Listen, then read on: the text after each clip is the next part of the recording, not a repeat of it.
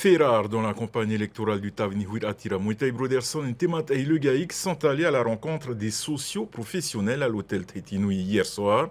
Sur 90 invitations lancées par le Parti Bleu, une soixantaine d'entreprises ont fait le déplacement. Les débats ont porté sur le développement économique et très peu sur l'indépendance, comme nous le montre Esther Parocordet. Que les chefs d'entreprise viennent écouter. Pas de dîner, ni de cocktail ou de café offert, comme c'est souvent le cas dans les soirées débats des socioprofessionnels. Le Tavenir Attira a posé sa vision économique sur la table, mais certains entrepreneurs ont exprimé le doute. Ils veulent tripler la production au niveau de la pêche. Pour tripler, il faut des moyens, c'est-à-dire des navires et des marins et des capitaines. Aujourd'hui, nous sommes en déficit dans ce secteur. Les besoins ont été identifiés par eux, donc ils ont répondu de manière assez aisée. On voit qu'ils ont réfléchi à ces problèmes, même si certains de ces problèmes nécessitent que les travaux qui doivent être menés pour résoudre ces problèmes-là ne sont pas des travaux qui vont certainement pouvoir être réalisés en 5 ans seulement. Si la population a voté les 3 députés Tavini, c'est parce qu'il y a une raison. Et moi, je voudrais bien savoir qu'est-ce qui se passe réellement. Donc, pour savoir ce qui se passe, c'est de venir voir et de comprendre ce qu'ils veulent vraiment. Donc, il faut développer absolument ça.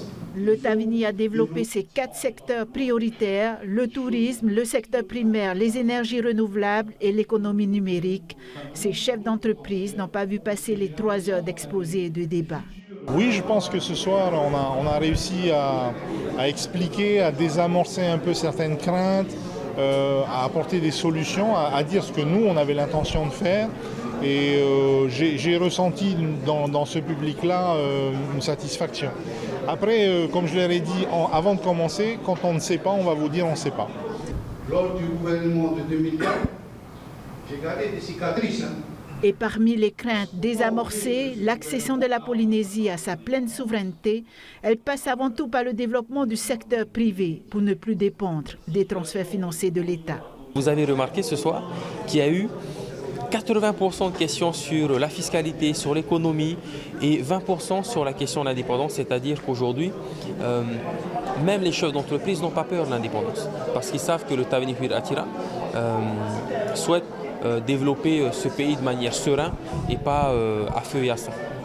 Pas de grands patrons dans l'assistance, seuls les représentants des petites et moyennes entreprises ont répondu à l'invitation du Tavenir Attira.